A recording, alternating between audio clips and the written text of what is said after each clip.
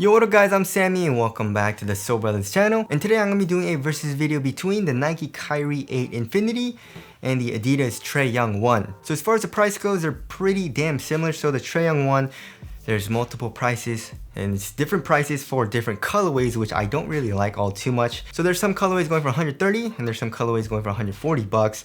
And the Kyrie 8, I'm guessing it's 130 bucks just because I did see some kids sizes available on Nike.com. And the Kyrie 8 Infinity is the same price for the kids as the Kyrie 7. So I'm guessing for adults, it's gonna be the same exact price at 130 bucks. So if you guys do wanna cop either of these shoes, I'll try to leave a link in the description box, but let's get it started right off with the Tracciones. And as far as the overall bite goes on a clean court, I would pretty much tie it up.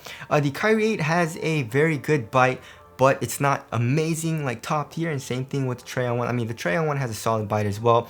And also, the Kyrie 8 is pretty silent. There's not a whole lot of squeak to it. Unfortunately, the Trae Young 1 has a nice little squeak. And also, the Kyrie 8, you do have to break in. So when you get it at first, it's not going to be the best, which I was disappointed in when I first got it. But once I kept playing in it, it kept getting better and better. And now it has a very nice bite. As far as dust pickup goes, I would say the Kyrie 8 picks up a little bit less dust. And also, it's a pretty easy wipe. The Trae Young 1 picks up dust a little bit quicker, but it's still a pretty damn easy wipe. So I had no issues with the Trae Young 1, just if I kept wiping. And for durability, I mean, the Trae Young 1 is probably going to be better. The rubber here on the Trae Young 1 is still a little like soft. I mean, it moves when I touch it with my fingernail, but the Kyrie 8 is just, the grooves are thinner and also it's a lot softer, it feels like. So if you're going to be playing on an outdoor court, I feel like the Trae Young 1 is going to be better. So the overall traction performance, I would say, is pretty similar. It's just that the Trae Young 1 picks up a little bit more dust, which isn't a huge deal. Also, another nice little bonus for the Kyries is the outer curvature, of course. So that's a nice little bonus. The Trae Young 1 doesn't really have that. It's more flat. You know, it's actually very, very flat. Alright, moving on to the heel to toe transition. They're both super smooth. So here in the heel, of course, for the Kyries, we have a nice curved shape. Fully exposed midsole, so it's not clunky. Same thing here in the forefoot, very nice curved shape and a lot of forefoot flex, which feels extremely smooth when you're running down the court. And same thing with the Trae Young 1. We have a nice curved shape here in the heel. We have this nice exposed boost, as you guys can see, so it feels extremely smooth here in the heel. And then in the forefoot, it's definitely a lot flatter, which definitely does suck, but it's still a pretty curved shape, and we have a lot of forefoot flex as well. Like, look at that. But the Trae Young 1's still super smooth, and I had no issues with either of the shoes feeling boot-like or clunky or anything. Alright, moving on to the cushioning setup. So the cushioning setup, they're both very, very nice, but also super different, right? So in the Kyries, we have a forefoot dominant cushioning setup. We have a crazy zoom strobel unit in the forefoot. I mean, we have a zoom unit here in the heel. I don't really feel it at all, and there's not any type of bounce or compression. And then in the Trae Young 1, we have nothing in the forefoot, but a lot of cushion here in the heel because of this boost, right? So here in the Trae Young 1, we have full length light strike with a boost pod here in the heel. That's what they say at least, but it's more just boost. And then the light strike here is kind of just like on the outside of the shoe. Because if you look underneath the insole, you can see that it's just boost underneath your heel, right? But anyways, and here in the forefoot, court feel is extremely good. You feel very, very low to the ground in the forefoot, right? But in the heel, the Kyries stay extremely low to the ground. But here in the Trae Young 1, it actually does get pretty damn thick. So you have a pretty high offset here in the Trae Young 1. I'm not saying one's better than the other. I'm just saying they just feel a little bit different because of that. So I would say it's pretty subjective, right? Here in the Trae Young 1, the light strike is still pretty damn nice. You know, you get a nice little compression. It's soft. Step and comfort is very, very good because of the light strike.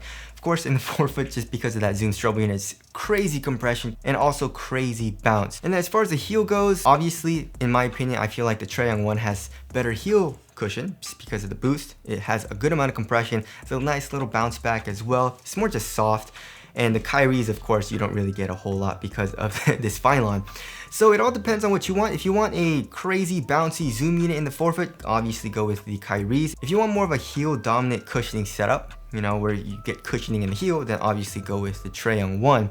Impact protection, I would say they're both pretty damn good, but for heel strikes, Trae Young 1's better. If you're landing really hard in the forefoot, the Kyrie 8 obviously is a little bit better, although the Trae Young 1 I didn't really have any issues with. So I'm not saying one's better than the other. They're both great cushioning setups, just very, very different. But in my opinion, I don't know, it's hard. They both feel very, very nice. And for me, I would say I would like both of them on just different days.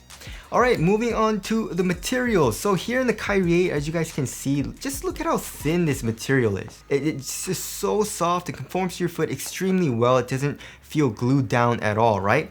Here in the Trae Young 1, it definitely feels a lot stiffer, look at that. To put a lot more force to move the material as opposed to the Kyries. Right? So the Kyries feel softer, especially here in the forefoot. The Trae Young 1 definitely feels a lot more supportive though, and it's just a little bit stiffer of a material, but once you break it in, it gets softer, but definitely not as soft as the Kyries. So obviously, it's a little bit subjective. If you want the more minimal and thinner material, the Kyrie is better. If you want something a little bit more and supportive, obviously go with the Trae Young 1.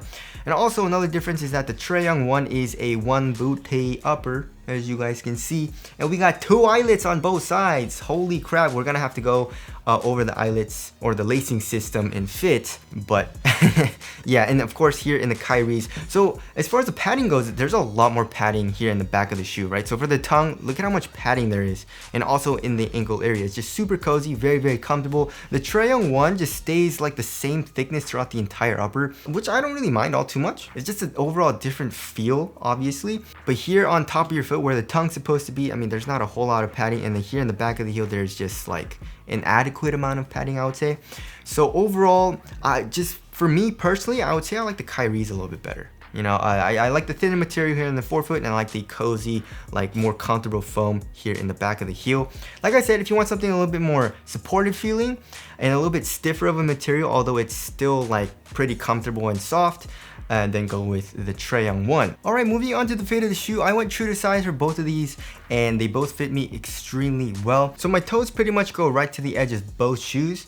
And here in the toe box, I would say the fit is pretty damn similar. So they're both pretty damn snug. Nothing crazy snug like the Kyrie 7 or like the KD 13 or 14, but it's still a snug fit. I can still kind of curl my toes up a little bit, but it's still a nice snug fit, which I like. As far as the width goes, I would say the Kyrie 8 is a little bit narrower. The Trae Young 1 fits a little bit wider, but also keep in mind the Kyrie 8, the material does stretch out a little bit over time once you keep playing in it. The Trae Young 1, this material really doesn't stretch out all too much, maybe a little bit. Of course, all materials do stretch out over time, like after months and months of use, even leather does. So that's the one thing about fit, right? So here, kind of even in the midfoot area and also here in the toe box, if the fit isn't good for you in the Trae Young 1, I would suggest just not getting it. And of course, if you can try on the shoe before you get it, you should definitely do that. Just because of this lacing system, it's a one booty upper, first of all, and the lacing system only has 2 eyelets here where like on top of your foot. So if the fit is bad or like sloppy or loose, you're never gonna get a nice snug fit here. So that definitely does suck. So that definitely is a flaw in my opinion in the design of the Trae Young 1. But like I said, they both fit me extremely well. And the material here in the Trae Young 1 doesn't stretch out as much as the Kyrie 8. Alright, moving on to the support and lockdown, I had no issues with either of the shoes. So for lateral containment, I was good to go here in the Trae Young 1. As you guys can see, the foam comes up a good amount here in the forefoot, here in the midfoot, and also here in the heel. So lateral containment, my foot was contained into the shoe, and same thing with the Kyrie 8. You know, as you guys can see, all of this coming up. So lateral containment, I was good to go in both of the shoes. As far as the width goes, I feel like both of them are gonna be, yeah.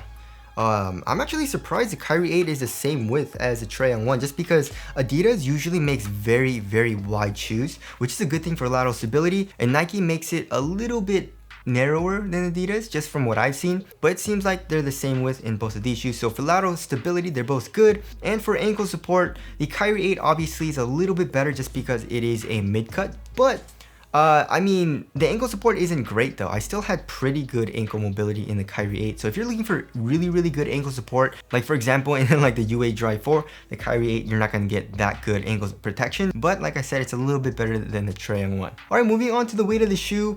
Let's see, the Trae Young 1 is 14.1 ounces. Kind of heavy. And then the Kyrie 8 is like 12.2, I think. 12.28. So yeah, it's around 2 ounces heavier for the Trae Young 1, which is a good amount of weight.